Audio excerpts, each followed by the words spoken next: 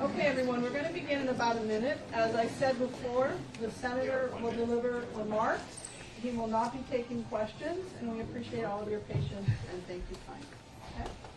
You say he will not be taking questions? He will not be taking questions. Okay? Make sure the level's high. We know there's a number of reporters here as well from the Spanish press, so we anticipate he will say a few words in Spanish as well. Okay? Yeah, so make sure you give me a note when he's talking. Will he take questions in Spanish?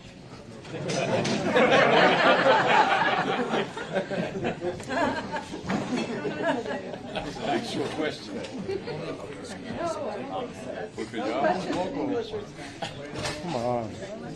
Need questions. I mean, it just worked over here. Should have just without questions.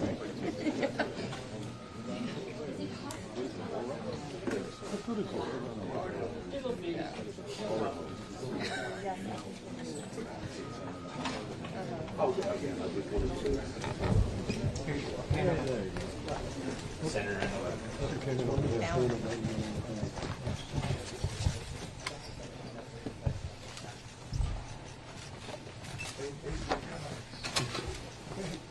Good morning. Thank you to all of you who are here today, especially the New Jerseyans who have joined me as I address the events of the last few days. On Friday, the Southern District of New York brought charges against me. I understand how deeply concerning this can be. However, the allegations leveled against me are just that, allegations. For anyone who has known me throughout my 50 years of public service, they know I have always fought for what is right. My advocacy has always been grounded in what I learned from growing up as a son of Cuban refugees, especially my mom, my hero, Evangelina Menendez. Everything I've accomplished, I've worked for, despite the naysayers and everyone who has underestimated me. I recognize this will be the biggest fight yet, but as I have stated throughout this whole process, I firmly believe that when all the facts are presented, not only will I be exonerated, but I still will be the New Jersey's senior senator. For now, I want to address four things. First, a cornerstone of the foundation of American democracy and our justice system is the principle that all people are presumed innocent until proven guilty. All people. I ask for nothing more and deserve nothing less. The court of public opinion is no substitute for our revered justice system. We cannot set aside the presumption of innocence for political expediency when the harm is irrevocable. To those who have rushed to judgment, you have done so based on a limited set of facts framed by the prosecution to be as salacious as possible. Remember, prosecutors get it wrong sometimes. Sadly, I know that. Instead of waiting for all the facts to be presented, others have rushed to judgment because they see a political opportunity for themselves or those around them. All I humbly ask for in this moment, and my colleagues in Congress, the elected leaders, and the advocates of New Jersey that I have worked with for years, as well as each person who calls New Jersey home, is to pause and allow for all the facts to be presented. Second, my long record on Egypt. One fact is indisputable. Throughout my time in Congress, I have remained steadfast on the side of civil society and human rights defenders in Egypt and everywhere else in the world. If you look at my actions related to Egypt during the period described in this indictment and throughout my whole career, my record is clear and consistent in holding Egypt accountable for its unjust detention of American citizens and others, its human rights abuses, its deepening relationship with Russia, and efforts that have eroded the independence of the nation's judiciary, among a myriad of concerns. In 2017, I led a bipartisan letter to then-President Trump expressing grave concern with the worsening situation for human rights and civil society in Egypt. That same year, I sent a letter to the Senate Appropriations Subcommittee supporting U.S. assistance to Egypt as long as Egypt adhered to the Camp David Accords and urged the Appropriations Committee to include the requirements for assistance reform strategies outlined in the Egypt Assistance Reform Act of 2013. In 2018, I urged Secretary Tillerson to focus more on human rights issues in Egypt and raise concerns that the electoral environment ahead of Egypt's elections at the time was not free, fair, and credible.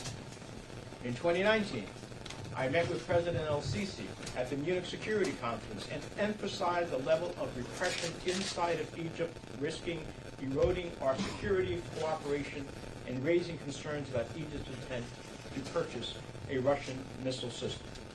In 2020, I spoke on the Senate floor for International Women's Day and cited the cases of Marinor El-Masri, a human rights lawyer, and Ezra Abel Fattah, a human rights activist and reporter who were unjustly detained in Egypt for fighting for human rights, democracy, and a free press.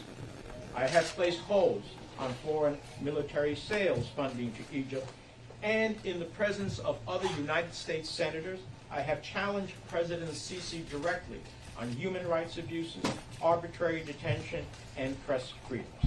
And the list goes on.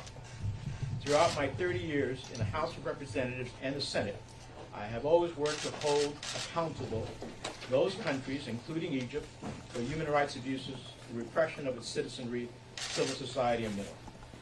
Those who now are attempting to malign my actions as it relates to Egypt simply don't know the facts. Third, for 30 years, I have withdrawn thousands of dollars in cash from my personal savings account, which I have kept for emergencies and because of the history of my family facing confiscation in Cuba. Now, this may seem old-fashioned, but these were monies drawn from my personal savings account based on the income that I have lawfully derived over those 30 years. I look forward to addressing other issues at trial. 4, I want to speak directly to the people of New Jersey.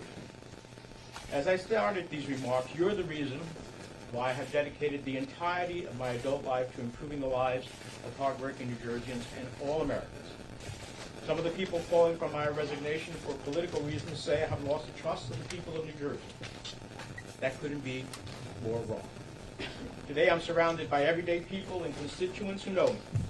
They are here because I fought for important health care policies like the Affordable Care Act, access to reproductive health care, funding for community health centers, and lowering the cost of prescription drugs. They are here because I have fought for working people, those who work 5 to 9, to support those working from 9 to 5. I've always advocated for the right of workers to organize for better wages and working conditions, and have been a staunch supporter of delivering critical services like affordable child care to better support working families. They are here because when New Jersey was in the darkest days following Superstorm Sandy, I never relented in making sure that New Jerseyans were made whole and had the resources to rebuild stronger and more resilient than before. They are here because during the worst pandemic in a century, I went to bat for small business owners throughout the state to ensure they could keep their doors open and their employees on the payroll. They are here because when state and local governments were faced with excruciating decision of having to lay off frontline responders, police officers, and firefighters during the pandemic, I delivered billions in federal funding and investments to keep our state, cities, and towns and hospitals afloat. They are here because throughout my career, and some may not have liked the positions I've taken, I have stood against authoritarian regimes in Iran and its desire to achieve nuclear weapons, or Cuba and its dictatorship, or authoritarianism in Turkey, Venezuela, Russia, and wherever in the world where human rights and democracy have been threatened. And they are here because I have made it my life's work about protecting refugees and immigrants who come to our shores seeking a better future for their children. This is my family. They are here because during the past 30 years, I have fought tooth and nail so New Jersey would receive critical infrastructure funding and fought against the forces that tried to dismantle the Gateway Project. They are here because since my earliest days in Congress, I have repeatedly stood up to the gun lobby to stop illegal firearms from claiming too many lives and destroying communities. They are here because when tragedy struck one of New Jersey's federal judges, I made a promise that I would not stop until I passed a law to better protect the dedicated public servants in the judiciary. And last year, I delivered passing legislation signed into law by the President that will better protect judges and their families. And they are here because I never gave up on delivering justice for 9/11 families, especially the widows and children of those killed who were previously and unfairly excluded from the U.S. victims of state-sponsored terrorism. And in December, working with others, I delivered billions of dollars in long overdue federal relief to that community and other U.S. victims of terror. They are here because when other members of Congress wanted to turn their backs on our veterans and not pass the PACT Act to provide health care for our veterans who were exposed to toxic burn pits, I was there. And they are here because I successfully passed legislation to better serve World War II vets as well as those suffering from Gulf War illnesses. For now, I remain focused on continuing to do the important work I do every day on behalf of the 9 million people who call New Jersey home, including doing everything we can this week to avoid a government shutdown, deliver critical funding for states affected by catastrophic natural disasters, and ensure the people of Ukraine have everything they need to defeat Putin.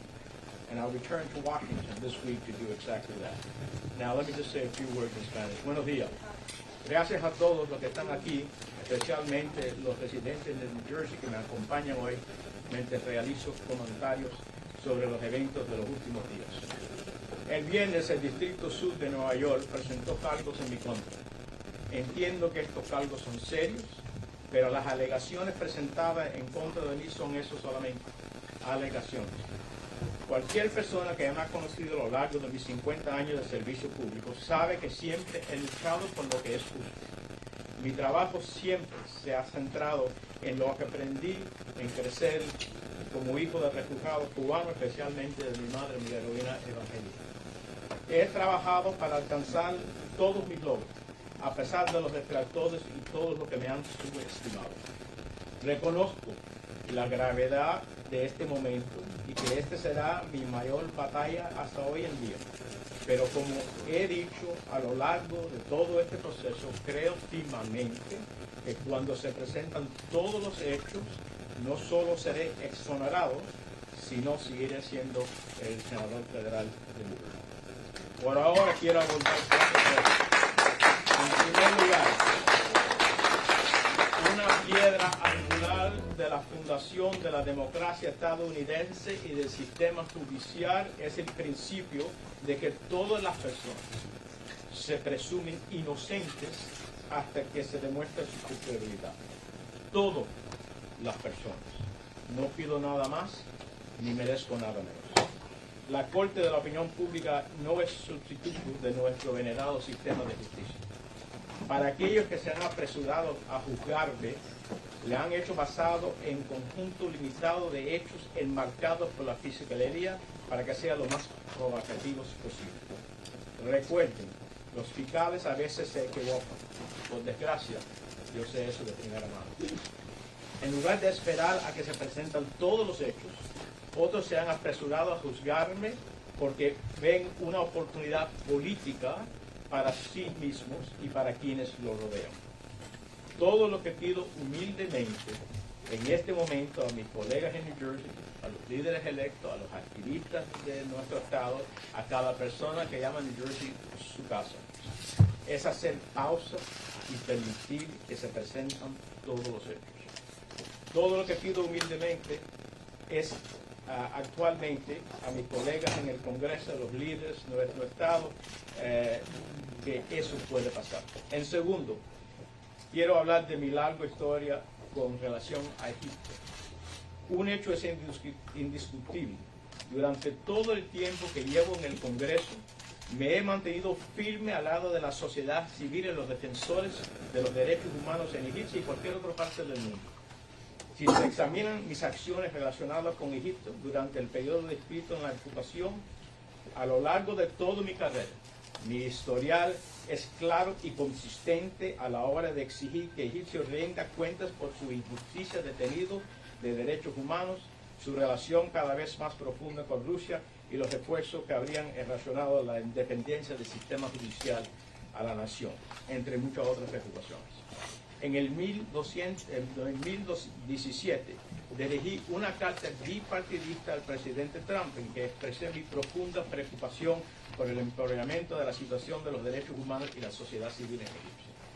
Ese mismo año envié una carta del subcomité de asignaciones del Senado apoyando la asistencia estadounidense a Egipto mientras que Egipto compartiera con los acuerdos de Camp David, y insistí al comité que incluyera requisitos para las estrategias de reformas de asistencia al acuerdo de reforma de Egipto, de asistencia a Egipto. En el 2018 insistí al secretario de Estado Tillerson a centrarse más en las cuestiones de derechos humanos en Egipto y planteé mi preocupación por el hecho de que el entorno electoral previo a las elecciones de Egipto en ese momento no será libre ni creíble. En el 2019 me reuní, entre otros, con el presidente El-Sisi en la Conferencia de Seguridad de Múnich y le insistí que el nivel de represión dentro de Egipto corría riesgo de erosionar nuestra cooperación en materia de seguridad y planteé mi preocupación por la intención de Egipto de adquirir un sistema de misiles rusos. En el 2020 hablé en el Pleno del Senado con motivo del Día Internacional de la Mujer y cité casos de varias mujeres que actualmente, abogados de derechos humanos y reporteros que fueron detenidos adentro de Egipto. Paré fondos para financiar ventas militares a Egipto y confronté alante de otros senadores federales de los Estados Unidos al presidente de Egipto sobre las violaciones de derechos humanos. La lista continúa. A lo largo de mis 30 años en la Cámara de Representantes y en el Senado de los Estados Unidos, siempre he trabajado para que los países rinden cuentas, incluyendo Egipto, por las violaciones de derechos humanos y la represión de sus ciudadanos y de la sociedad civil y mucho más. Quienes ahora intentan difamar mis acciones en relación con Egipto simplemente desconocen lo hecho, y hay mucho más. En tercer lugar, a pesar durante 30 años he retirado en efectivo de mis cuentas personales de ahorro miles de dólares por mantenerlos para emergencias y por la historia de confiscación en Cuba. Algunos pudieran decir que esto es anticuado, pero se trata de dinero retirado de mi cuenta personal basado en los ingresos que he obtenido legalmente durante esos 30 años. Espero abordar otras cuestiones en el juicio.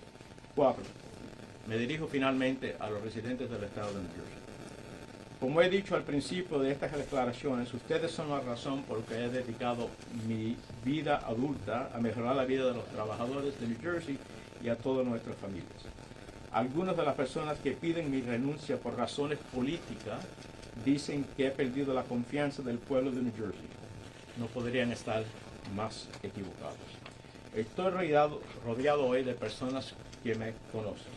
Están aquí porque he luchado por las políticas de salud importantes como la ley de asistencia de salud accesible, la atención médica productiva, la financiación de los centros de salud comunitarios, la reducción del costo de medicamentos recetados.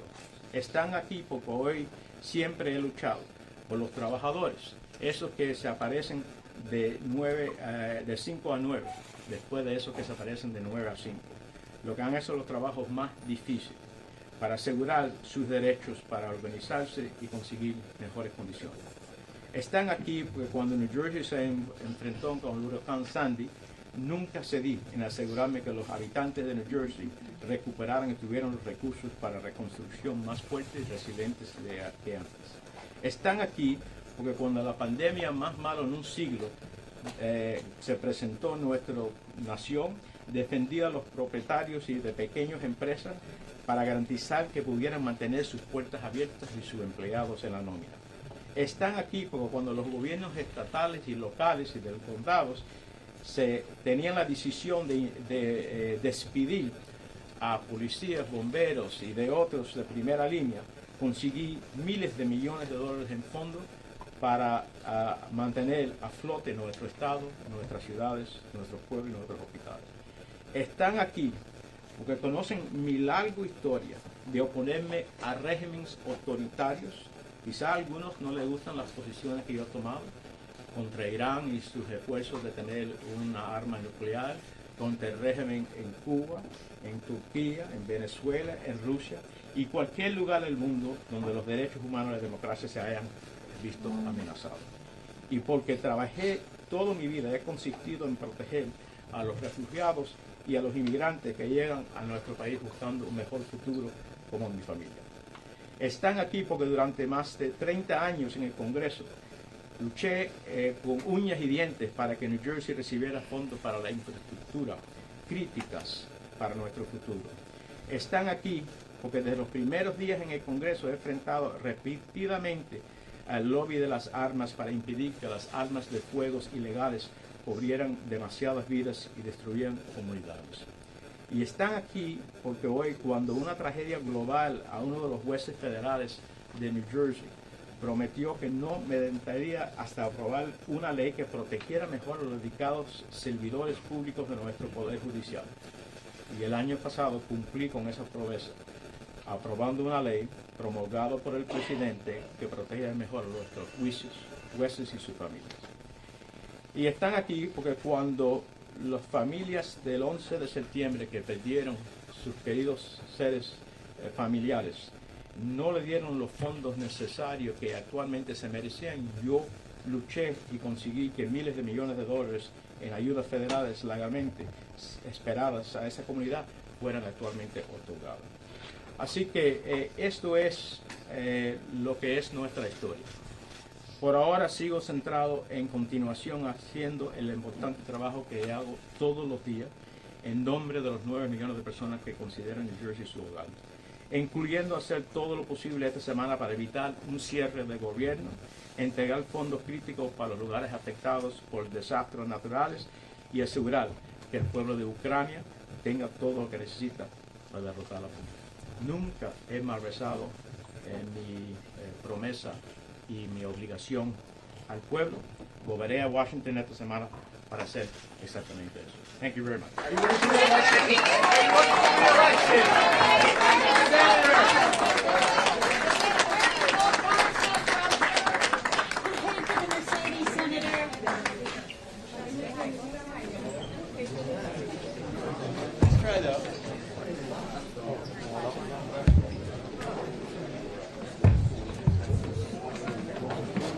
Harry, your mic's hot. Just letting you know your mic's hot.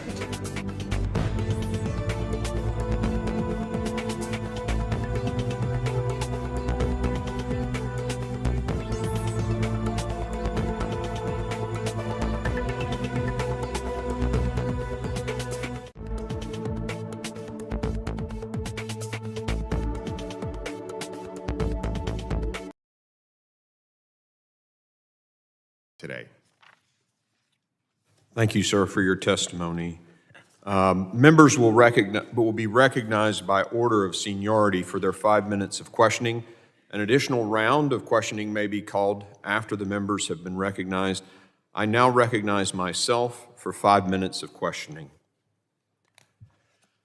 Mr. Ballard, you are a former HSI investigator who has investigated human trafficking, correct? Yes.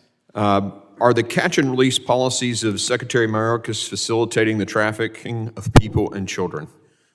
Absolutely. I What's happening is these children are being brought in. Let me, if I could. Sure. So the answer to that question is yes? Yes, yeah. Okay. So worded another way, there are cases of human trafficking and sex trafficking of minors that are occurring that would not be occurring if these policies were not in place? That's correct. We've made it clear, in fact, the Attorney General Garland, appointed by President Biden, admitted in the U.S. Senate that the cartels are using the catch and release policy strategically to overwhelm the Border Patrol agents and bypass them with drugs and trafficked humans. Do you believe Secretary Mayorkas knows there are human trafficking cases happening because of his policies? I do believe he knows that. So you believe he knows that what Attorney General Garland admitted to the Senate, he knows that's happening? I don't know how he couldn't know. So is it fair to say that the policies of the United States government, and I'm reiterating here, the policies of President Biden and Secretary Mayorkas' leadership encourage, facilitate mass human and child trafficking? I would say yes. Mr. Gallant, again, I have a question for you, sir. You mentioned earlier in your testimony that it was both Trump and Biden policies. Yes, right? I think I heard you say that. Is the ACLU and the policies I'm thinking of are they removed the background checks on the people